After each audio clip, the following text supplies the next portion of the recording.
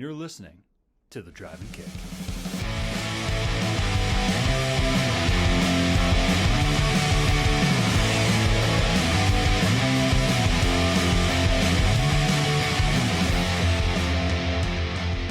What is going on, everyone? Welcome to another episode of the Drive and Kick podcast.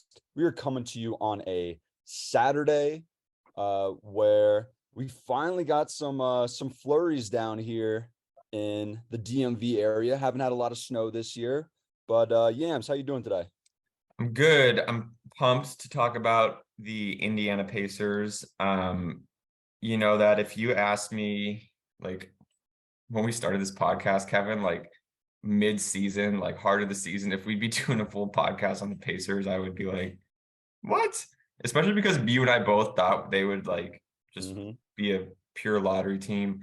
But I really enjoyed watching the Pacers this year, and we are blessed with the presence of a special guest today. I'd like to welcome our resident Pacers fan, Danny Kobren. Danny, welcome to the pod. How's it going, guys? Good to be here. I'm coming at you live from Naptown, so very excited to be here. Danny, I have to ask you, so you are a Naptown transplant, yes? Why don't you give us your background of how you ended up in the Midwest? Yeah, so I am originally from the DMV, probably not too far from where Kevin grew up. I wasn't really in a basketball household. Nobody in my house really watched anything other than college basketball. My parents are big Maryland Terrapin fans. I actually ended up going to college at the University of Minnesota. So that's kind of my first exposure to the Midwest. And then I came to Indiana for a job. I met my fiance. I never left. So I was expecting to be here for maybe a year or two. And I'm coming up on about 5 or 6 years of living in Indiana. So it's really, I think, and a lot of this can be translated to the Pacers. I think it's really surprising how great it is down here, how great of a city Indianapolis is, how nice the people of Indiana are. But it's, much like the Pacers season this year, it's just surprisingly good. So what made you fall in love with the Pacers? How did give us a little bit of insight into your Pacers fandom? Yeah, so I lived, when I first got here, about a 15-minute walk from Gainbridge Fieldhouse. It's been through a couple of iterations of names at this point. So I wasn't really planning on becoming like an NBA fan at all. It's just never really been a thing that I valued all that much. I didn't really watch it.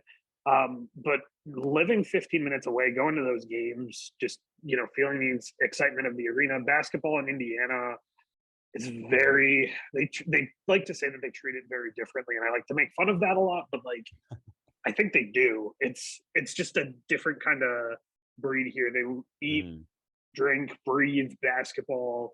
And you just kind of drink the Kool-Aid after you've been here long enough. They love their Pacers. Obviously, they love college basketball. You've got Purdue, Indiana, Butler.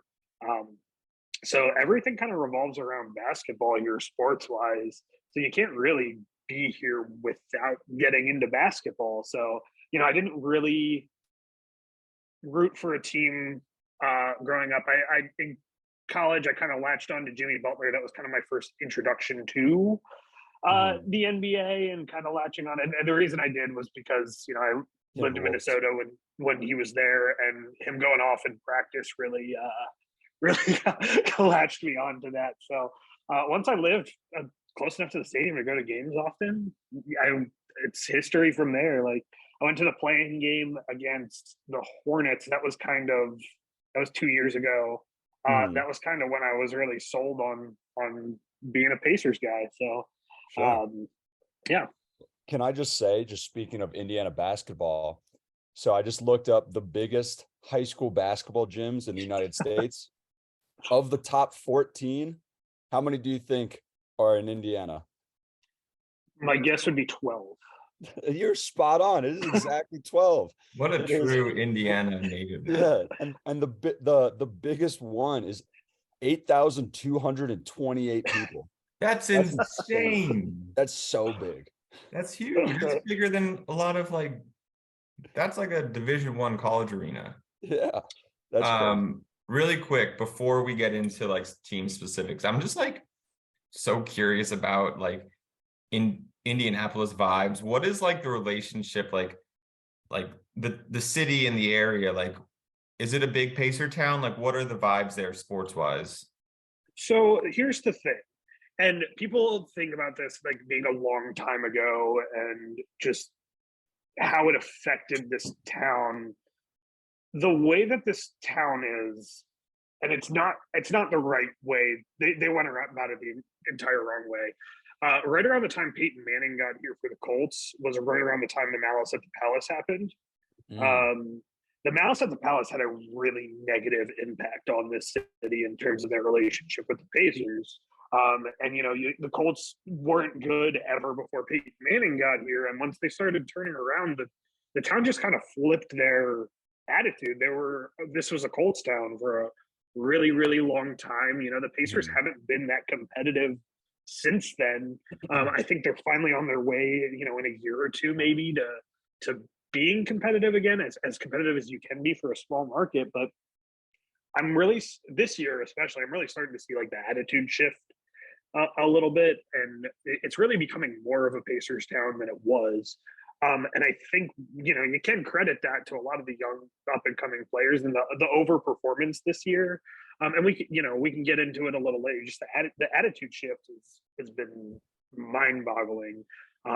It might also have something to do with the Colts being so bad this year, and they need something to cheer for. But it's you're seeing more Pacers shirts, Pacers jerseys, Pacers hats around town, really than you did from the beginning of the season. Like, I think people are really starting to buy in a little bit. I think you can credit a lot of that to the Rick Carlisle hire and the Tyrese Haliburton trade, but people are starting to buy in.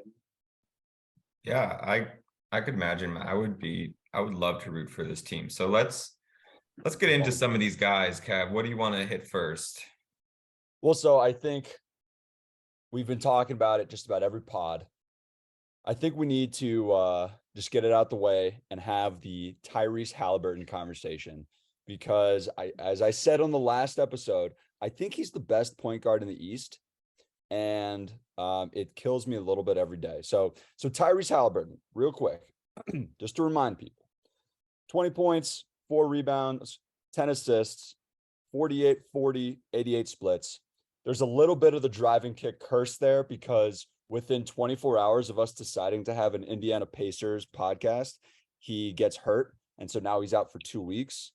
But Danny, this has been a revelation for Indiana Pacers basketball.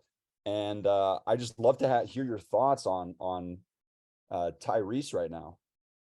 We've got a budding superstar, and they haven't had that in a really, really long time. I mean, you can say they've had really good players, Sabonis, Turner, but they have a budding superstar for the first time in a very, very long time, maybe even since Reggie Miller.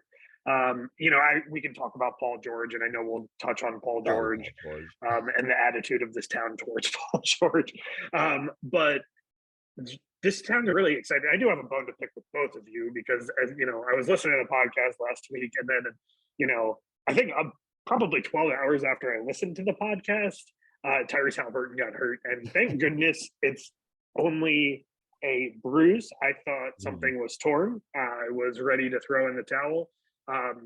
These 2 weeks are going to be really telling for the Pacers without Haliburton.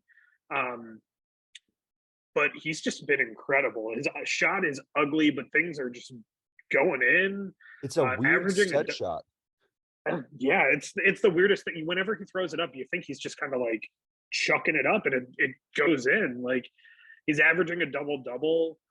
This town's fallen in love with him, and it's really, really easy to see. Like last year, I think it was a little bit of a head scratcher for a lot of people. You're trading Sabonis to the Kings. You probably want draft picks from them.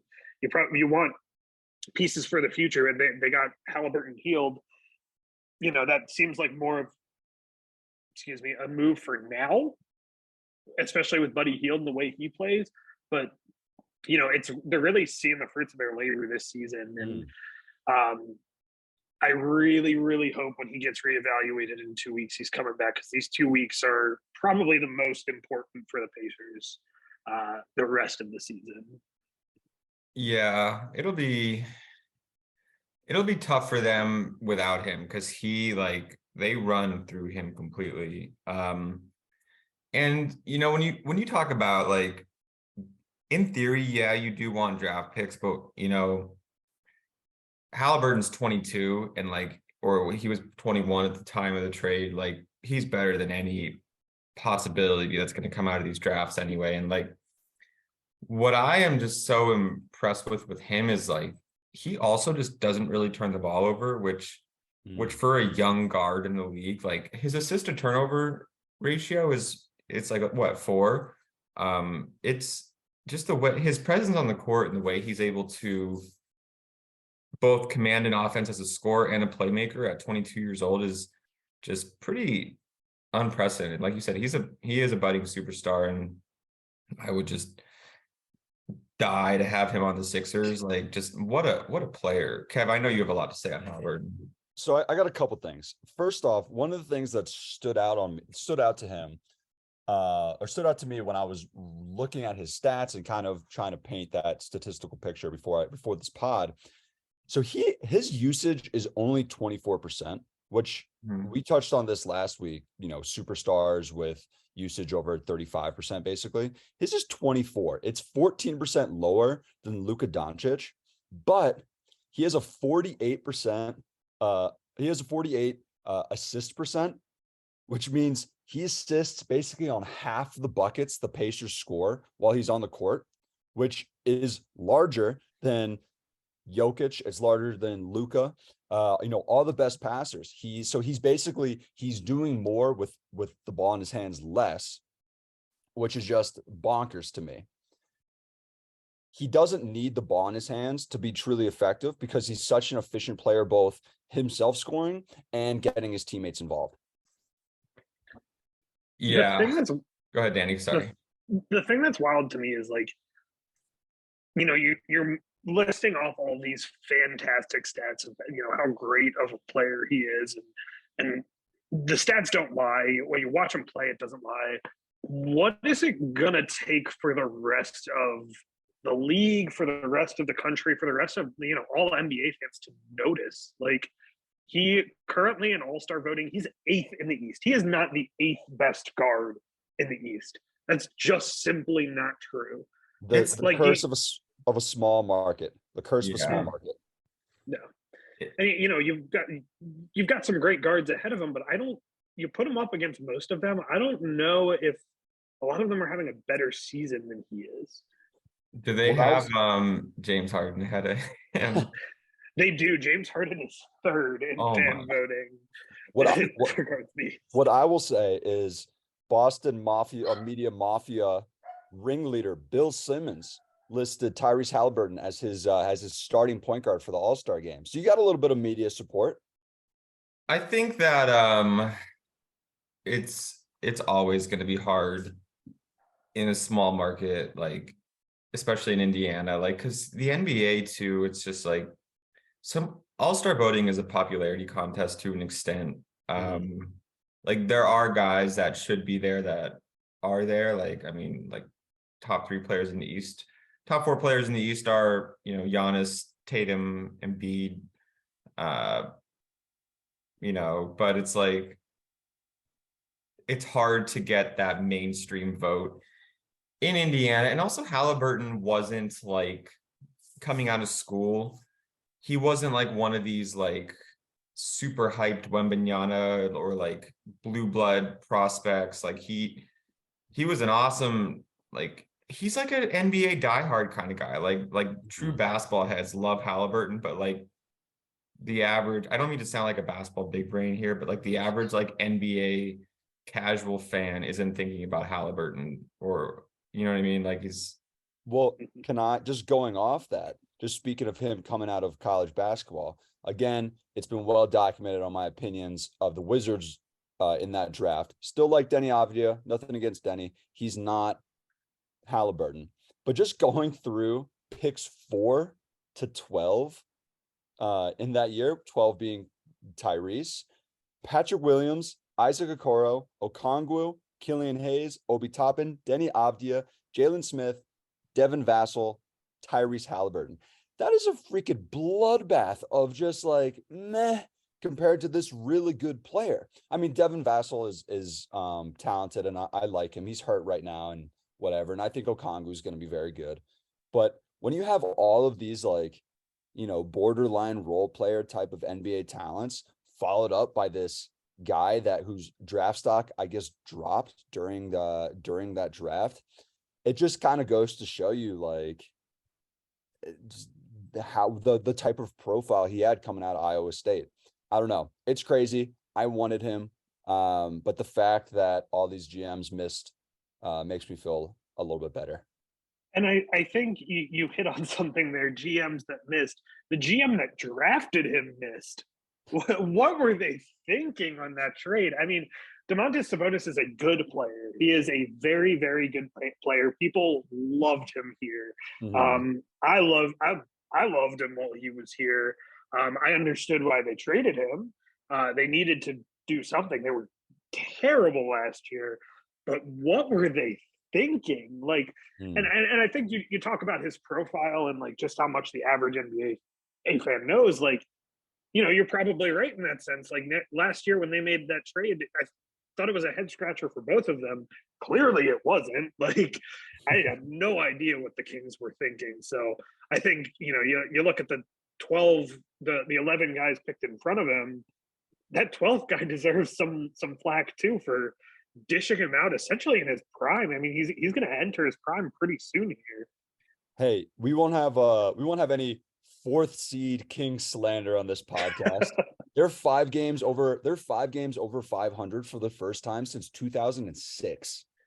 But can you imagine how good they would be with Tyrese Haliburton running the point here? Like, I know De'Aaron Fox is good, but you have the two of them in this situation with the season that he's having.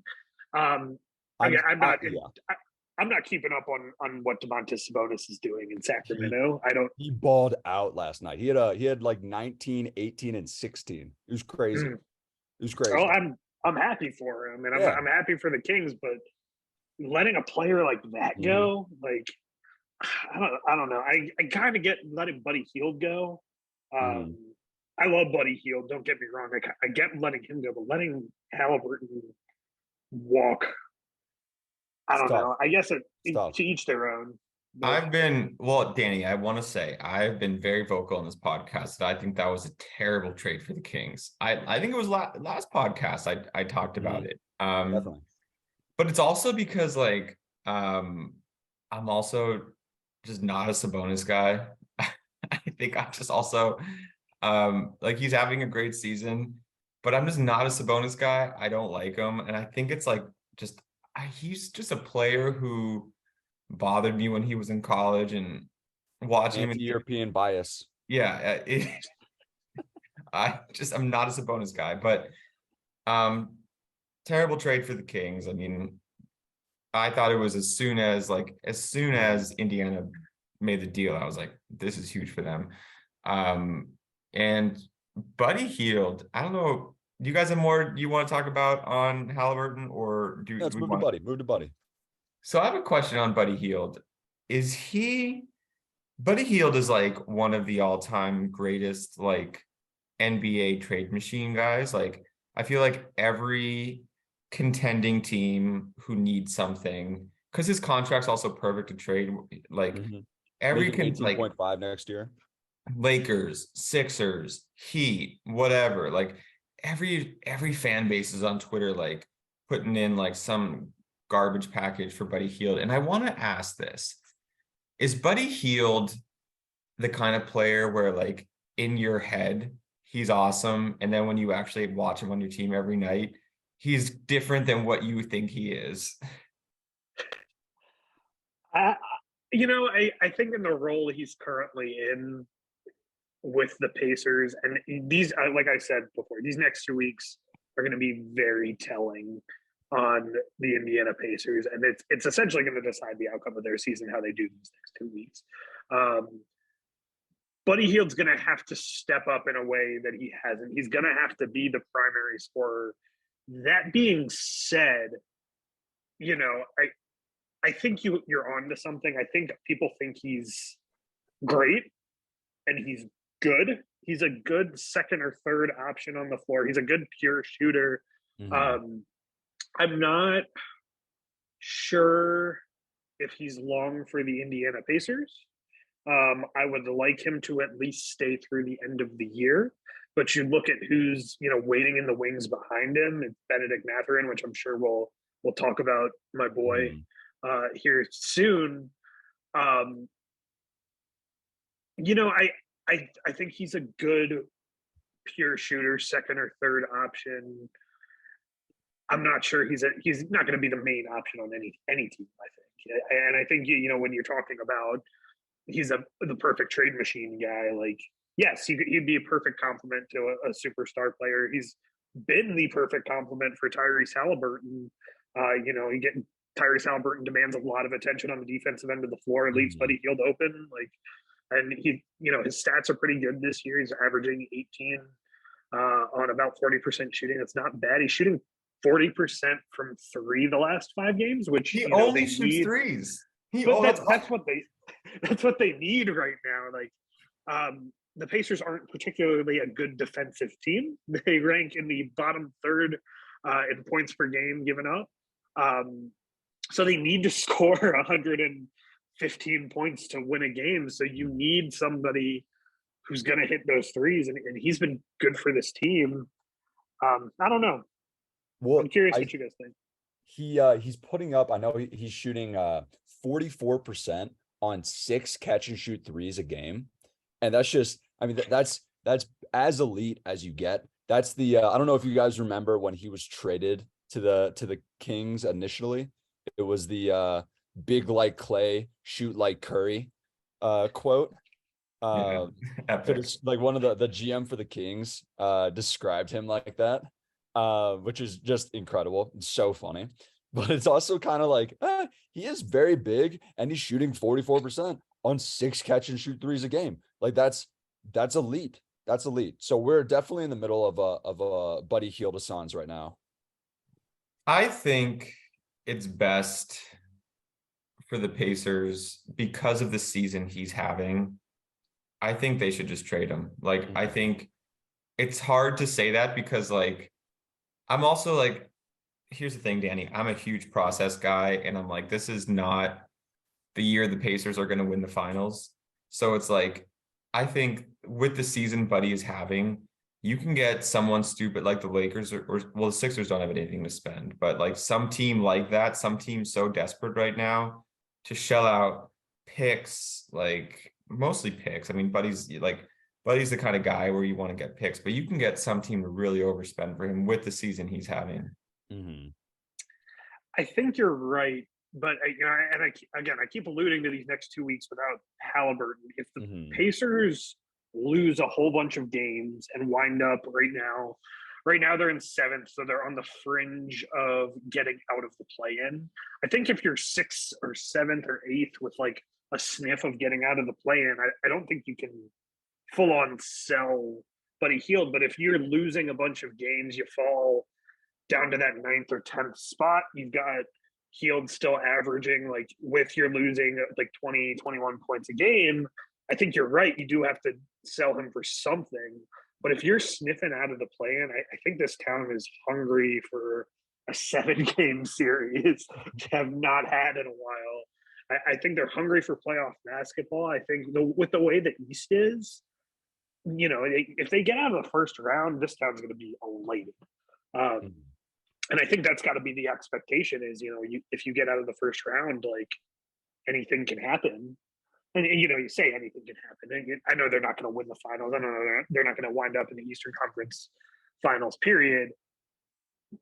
But I don't think you can lose the momentum you're running with this current squad unless these next 2 weeks go completely off the rails.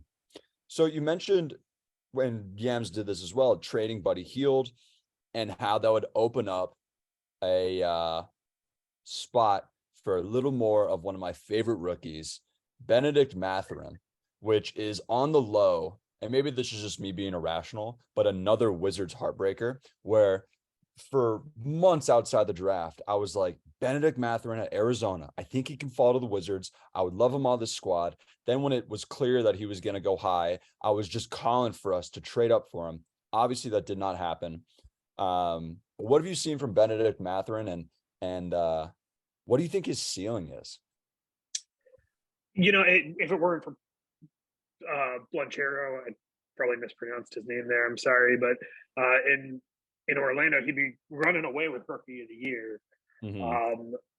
I love Benedict Mathurin. Benedict Mathurin is probably my favorite player on this Pacers team. And he's been coming off the bench. You just plug him in, and he immediately makes an impact. He works hard on the defensive end of the floor. He's a great shooter. He's a pure Indiana Pacers guy, I would say.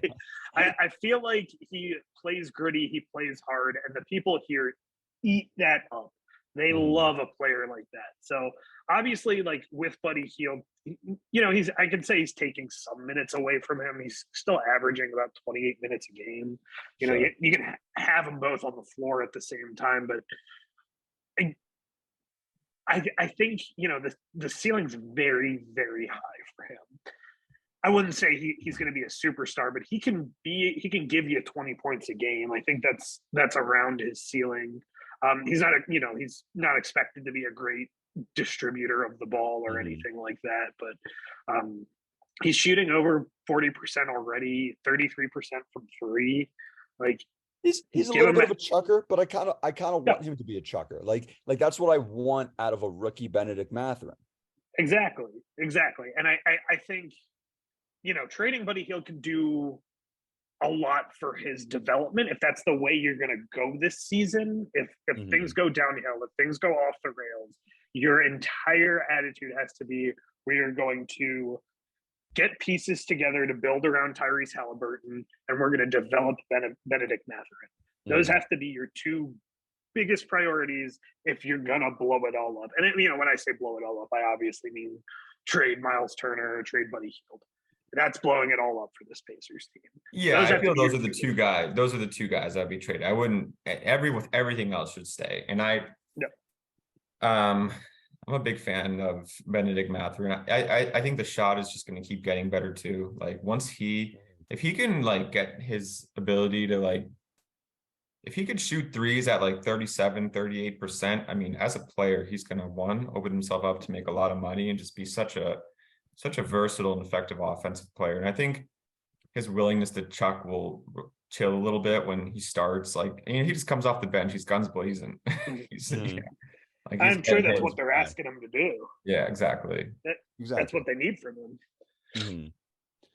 So let's talk about Miles Turner real quick, since you just mentioned him. Walmart, Kristaps Porzingis.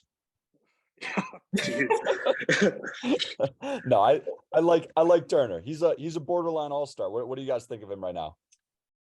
I'm not a Turner guy, and I think a lot of this is Sixers bias because honestly, full disclosure, I watch the Pacers when they don't play the Sixers, but most of my Pacers watching is playing the Sixers, and literally every time Sixers play him, Embiid just I've never seen a guy sun someone kind of like Joel suns Miles Turner. He has 5 fouls by the early third quarter, just can't do anything defensively against Joel. I don't think he's a good rim protector, but he can't body up true bigs.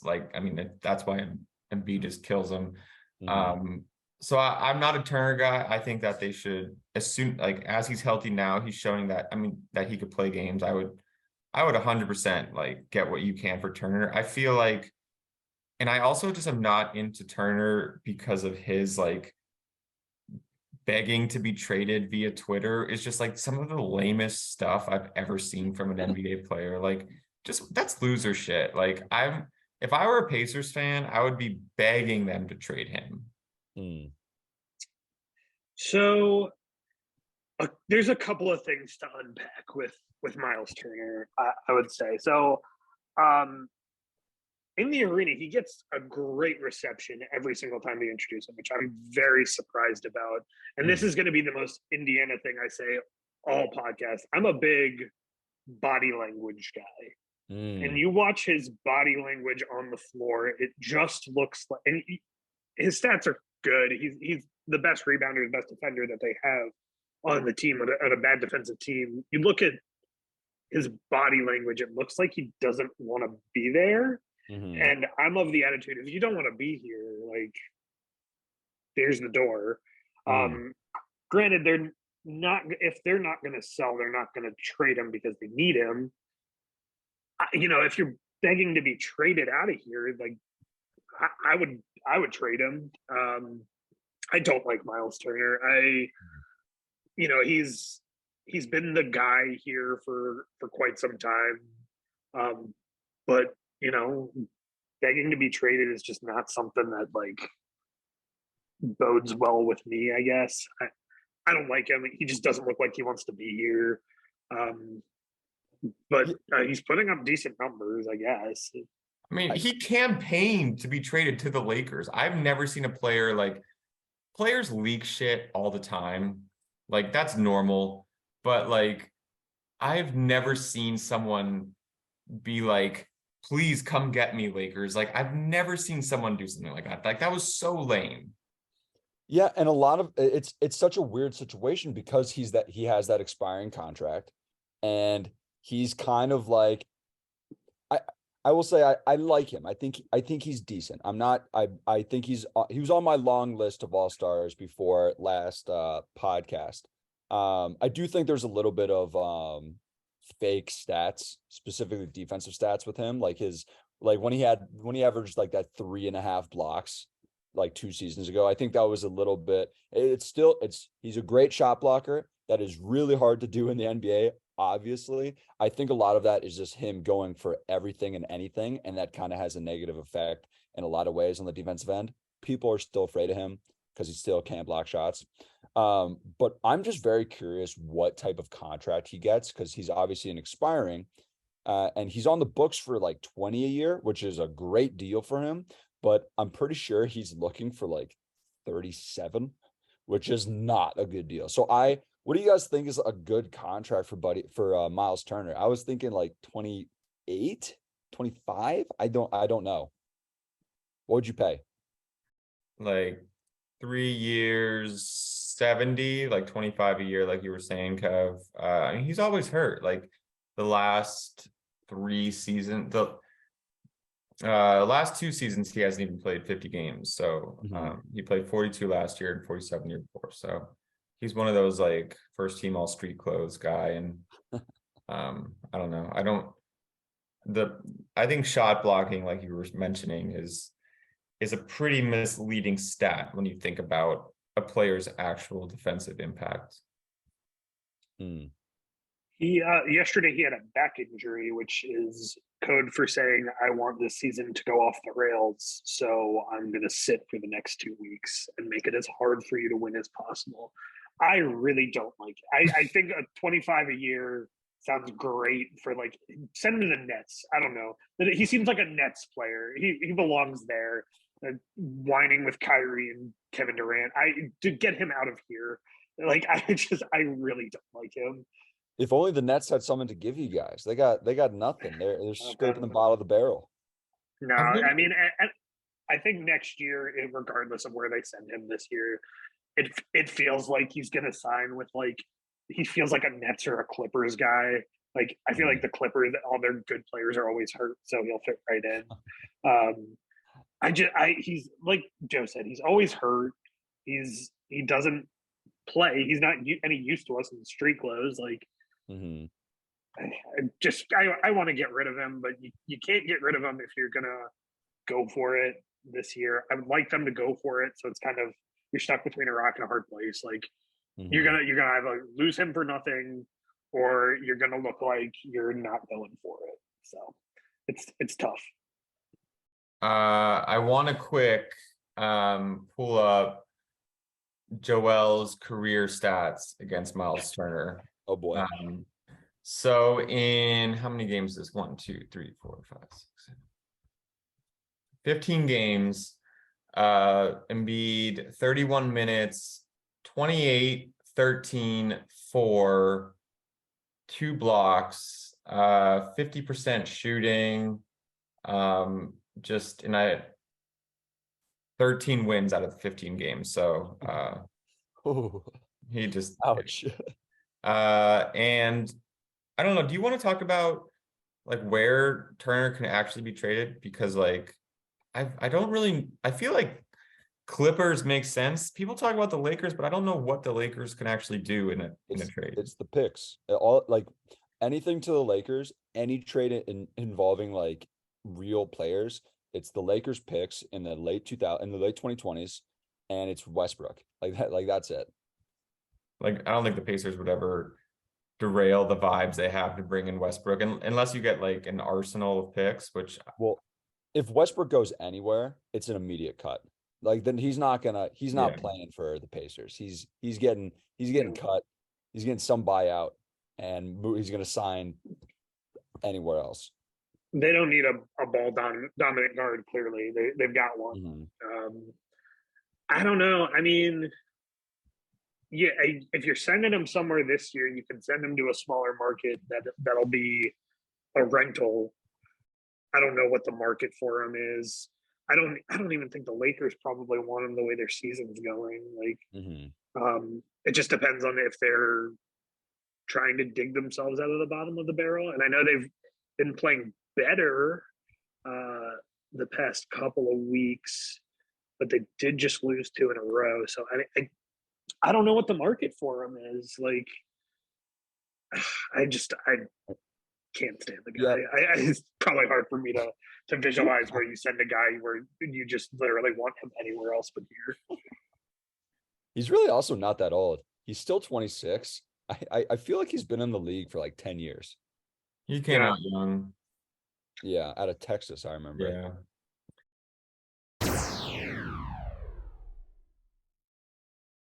I think what we should do is everyone go around the room and just give your gut check. Like, do you think they're going to buy or sell, and then give your reason why? Starts off, Danny. I personally think they should buy. And here's the reason why. If you're going to have a budding superstar like Tyrese Haliburton, and again, like I've said, these next 2 weeks, if they're at 500 or above, definitely buy. Like, you're definitely buying if you're hovering around that 6 to 8 spot. I want to build a winner around Tyrese Haliburton. I want to do everything I possibly can to keep him as happy as possible. So I'm going out. I'm buying better defenders. I'm buying another big man. Jalen Smith is not doing it for me. Like as the starting power forward. Go Terps. Oh, jeez. Jalen Smith's fine. Hey, he's another guy drafted ahead of Haliburton. You don't like Jalen Smith, Danny. Look, I think I had a really harsh opinion on Jalen Smith early because the first game I went to, he was just like chucking up shots and didn't hit anything. I think he had like 2 points on like 0 of 8 shooting when I went to go see him. Yeah, against the Wizards. Yeah. But I think you gotta buy and make him happy if you're middling around that 6 to 8. Now, again, if you're losing a bunch of games here, you're in that 10 spot. You get rid of the Turner expiring contract. You get rid of Hield, and your focus becomes developing your young guys. But I really, really would love for them to buy, and a lot of people don't agree with that because, again, like, you know, this isn't the year that they're going to win it all or whatever. That's fine. I don't think you have to win it all to keep the people here happy. I think you just have to be competitive, and that's what they've been doing all year. And if you say, hey, we're gonna go for it, we're gonna try to make a little bit of a run in the playoffs, you're gonna get a lot of happy Hoosiers out here. So I would really, really like to see them buy. If it goes off the rails, just get rid of those expiring contracts, get a couple draft picks, and, you know, reload for next year.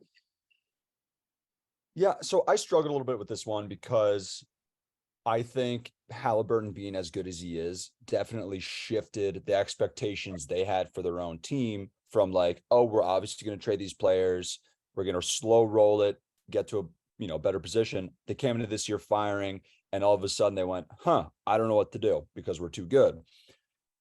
I still think they're a sell, simply because I don't think they're going to negotiate something with Turner. As we discussed, I don't think it's worth really negotiating something with Turner.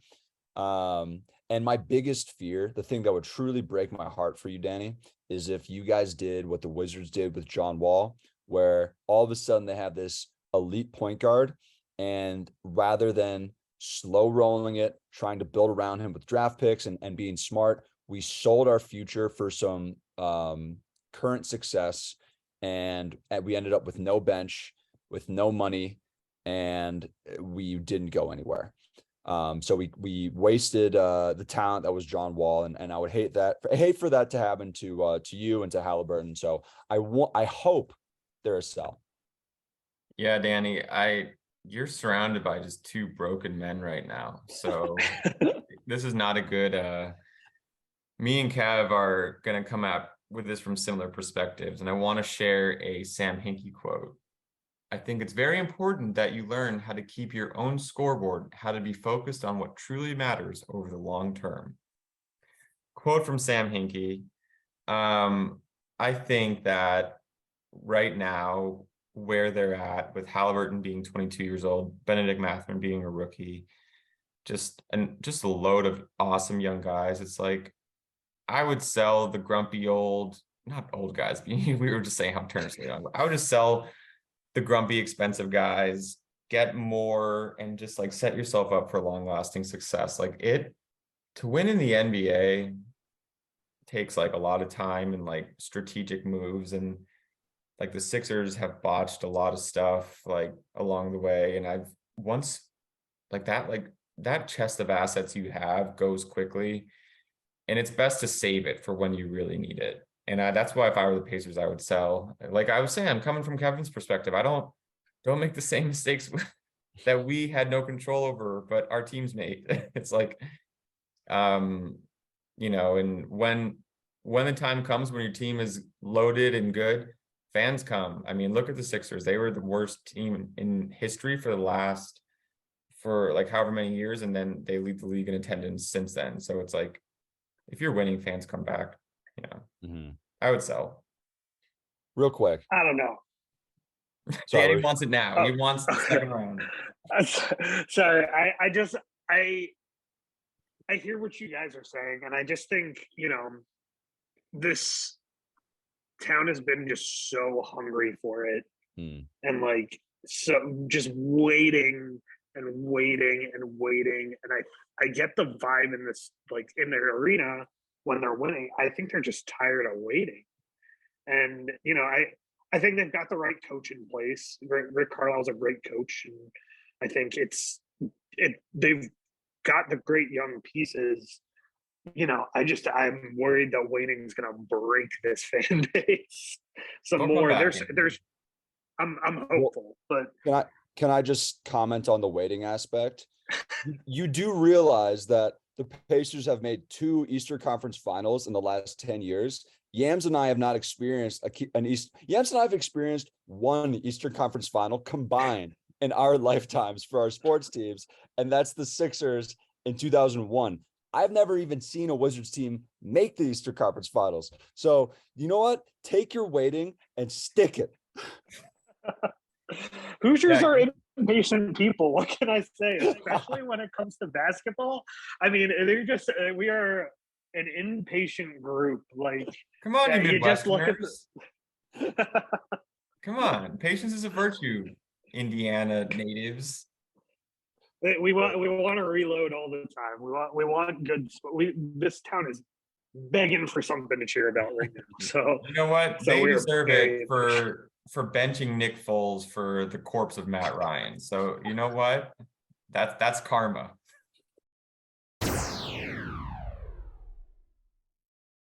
All right, so I do want to end with a couple things of Pacers past.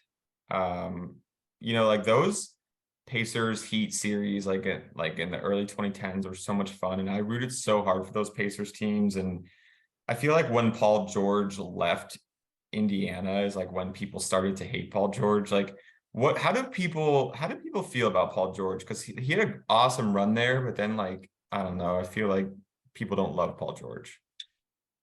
So in the arena, you still see a lot of Paul George jerseys, and I think that's because NBA jerseys are really expensive. But the people here do not like Paul George. It's kind of like saying Voldemort when you say Paul George. People really, really don't like him. He's spoken in kind of the same breath as Victor Oladipo. People really don't like Victor Oladipo here anymore either. They feel very betrayed. He went to IU and left on pretty bad terms. A lot is said about like Midwesterners and Midwest nice, and I think Midwesterners are incredibly good at holding grudges. We don't forget, especially when it comes to athletics. Just the fashion in which he left, and the way we've got this kind of chip on our shoulder about bigger markets and guys wanting to leave for bigger markets because of the pride we take in our basketball here. Like on the court it says we grow basketball here. That's not just them saying that, they truly believe it. So the fashion in which he left and the way he's treated here, people really don't like him. I really don't like him. I think most of the country agrees that we really just don't like Paul George. I think all of the goodwill from his broken leg in the Olympics has run out. He needs to break another leg. Yeah, he needs to break another leg for goodwill. But I know people here just cannot stand him and have this very big complex about not being good enough for these superstar players and thinking that they think that Indiana's not good enough for them. So they really turn a cold shoulder to him. Remind me, because I remember how he left OKC. He had that weird like party and then immediately asked out. How did he leave the Pacers? He like flirted with it's the same thing as Miles Turner. He just like flirted with the Lakers for months and months and months and tried to force his way out. And for punishment, they sent him to Oklahoma City, where he was sick. To be fair, he was so good. He was good in Oklahoma City. That was when he was first team All NBA, and he had a better season than Kawhi that year. That was crazy. That was so great.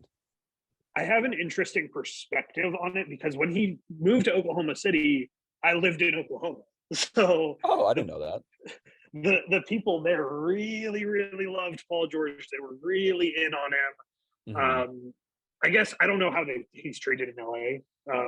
Obviously, I don't know anybody who lives in Los Angeles. I don't know anybody who's a Clippers fan. I don't know if they exist.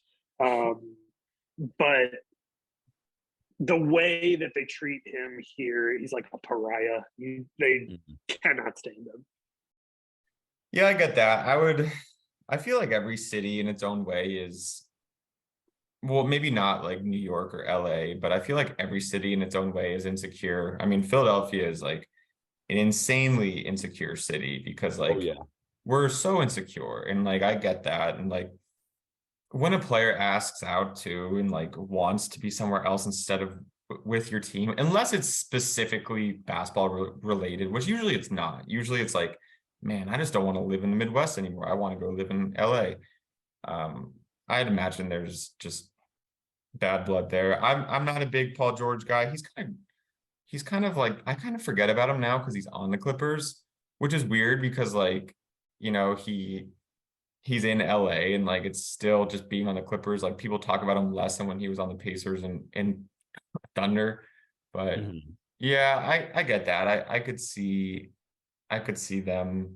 I mean, if he did that in Philadelphia, they would be rioting too. So I get that. I will just say that the Pacers teams that went toe-to-toe with LeBron in the early 2010s, those are just some of my favorite playoff series. I mean, I'll never forget the Paul George dunk on Birdman where he just absolutely annihilated it. I mean, just so bad.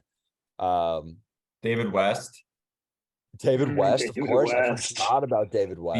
Oh beast. my God. That The guy was mid-range king. that guy was like what I wish PJ Tucker was. Like just scary man out there, like getting rebounds. Oh, but And should that lead into one of your favorite players from that era, Kevin? Should we talk about well, Roy Hibbert? I needed to do a couple minutes on Roy Hibbert because for those of you that don't know me, I grew up a die-hard Georgetown basketball fan, and you can't be a Georgetown basketball fan in the mid to late 2000s without being a die-hard Roy Hibbert fan. Easily my favorite college basketball player of all time. Led my Hoyas to the Final Four. Where he faced Greg Oden, and everyone was like, "Oh, it's going to be the battle of the big men," and then they both got in foul trouble, and it just was not. But so I have a question for you guys, and it is Roy Hibbert the unluckiest NBA player ever? Now, hear me out. Roy Hibbert comes into the league. We're still in the era of the like weird big man where every team feels like they need a massive center. He makes 2 All-Star games, and then he faces Pero Antic on the Hawks, who can shoot threes. And it was like a flashball moment for the NBA where all of a sudden it shifted away from the big center to these space in the floor, stretch everyone out, no lumbering big men. And Roy Hibbert was out of the league in like a season and a half. So in just a moment, his whole career, his whole basis for being in the NBA gone. Fast forward through the rest of that year, for the rest of that decade, really, not a lot's happening. There's the big man, the center position is extremely weak, but then you get to right now, and the big lumbering center is back. And Roy Hibbert would have been perfect right now for bodying up some of these big men. I'm not saying he would have been an all-star, but he would have had a really good career just being in there and messing things up for the big guys. So when I say, is he the unluckiest player ever? What I really mean is, he missed he played in the one gap where his type of archetype was completely unneeded. What do you guys think? Roy Hibbert's 36. He can still make a comeback if he wants. I don't think so. I mean, I agree with you. I think he would be a force in today's NBA. I think, selfishly with the way that things are going and the way that things are going for the Pacers, I would love for like 22, 23-year-old Roy Hibbert to be on the Pacers right now. Mm-hmm. But yeah, I mean, he just missed the boat on that. He's a couple years late to the party. There's like 10 years in NBA history where the big man position did not matter, and that's when Roy Hibbert played. Yep. Yeah, I don't know.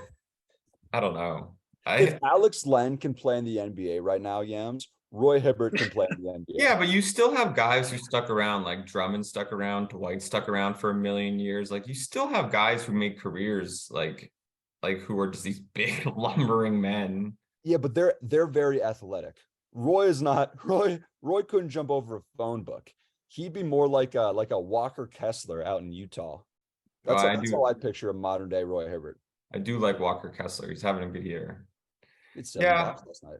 I know. I don't know. Maybe I have to think about that. I don't have an I might just be biased because I'm a huge Roy Hibbert guy. I got a Roy Hibbert signed jersey in my closet right now. I think I've still seen enough guys make careers in the wrong era. I think he just got cooked early, Kevin. I'm sorry. I don't want to break your heart, but my heart's not broken. At the end of the day, I don't know if you guys owned any Hibbert coin, but I sold my Hibbert coin a long time ago. He had crypto? No, it was a running joke online about Hibbert coin before crypto was a thing, and about how it completely crashed around 2015 when he joined the Lakers. I forgot he was on the Lakers. Yeah. He played for Denver. Forgot about apparently. that. Yeah. And Tragic. Charlotte. Yeah. But I did love those Indiana teams. Mhm. Those Heat series were crazy. I always was very sad when LeBron would win. I was a LeBron hater back then too. Who So wasn't? Who wasn't? I think in like 10 years after like Paul George and the prime guys from those runs. I know David West is not in the league anymore. Am I saying that? Is he not in the league anymore? I know he spent some time with the Warriors. Yeah, I'm 99.9% sure. yeah, no. George Hill's still So, like- sticking around. Yeah. But once like Paul George retires, 10 years after that, I think we'll come around to like maybe being okay with him. Maybe he'll get like a warm reception. You guys got to But, retire like- his jersey. Yeah, I mean probably. I don't know. I'll say this on Roy Hibbert though, and this probably just speaks to how much I dislike Miles Turner. I would rather have 36-year-old sitting on the couch Roy Hibbert right now than Miles Turner and his bum body language not wanting to be here. Body Oh, language, Danny. Body language is crucial in Indianapolis. All right. We got anything else? Dan, you got anything? Nope. Okay, final thoughts, guys. Well, I just want to say, Danny, thank you for joining us. This was a blast. I think the Pacers are like one of the most like there's not a lot of teams that like I always joke that like I hate every team except the Sixers, but I genuinely like the Pacers and I enjoyed seeing them succeed like 10 years ago, and I'm excited to see where they're at now. And I want to give a shout out to two Pacer players we did not mention in this pod. One, TJ McConnell, I love you. And Trevelyan Queen. No one knows who he is, but when Daryl Morey cut him this offseason, Joel Embiid called Daryl Morey and said, "What the hell are you doing? We need this guy." So, yeah, it's a fun year for the Pacers, and they're going to be good for. I think they'll be good for a long time. Danny?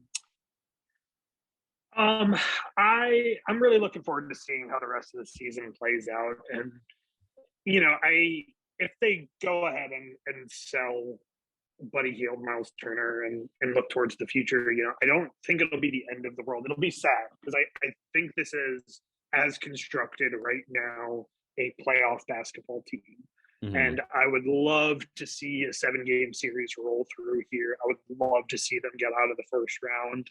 I would love to see this town get excited about Pacers basketball again. Just the vibes from the season opener to now have drastically changed. The mood in the arena has drastically changed. All set off by that one loss to the Wizards we had at the beginning of the year. But I'm really looking forward to seeing what this team does. Thank you guys for having me on. I really appreciate it. Yeah, you know, thanks for like I coming said on, earlier, man. of course, like I said earlier in the podcast, like I am relatively new to the NBA world. I'm a young NBA fan, but you know, this podcast really helped me learn more about the NBA as a whole. So I really appreciate that. I really appreciate you having me on to talk about my service. And I want to end on a quote from Big John, my dad, who is a passionate Wizards fan like myself, and someone that all he wanted in the world was for us to draft Benedict Mathurin and Tyrese Haliburton. He said, this was a few months ago, "Mathurin and Haliburton take out the Nets. I'm going to be sick." So on that note, thank you everyone for tuning in to another episode of The Driving Kick. We will be back sometime next week. We have to nail down a time, but we'll be posted on Monday like usual. So thanks everyone for listening. Take care. Go Pacers. Go Go Stars. Pacers.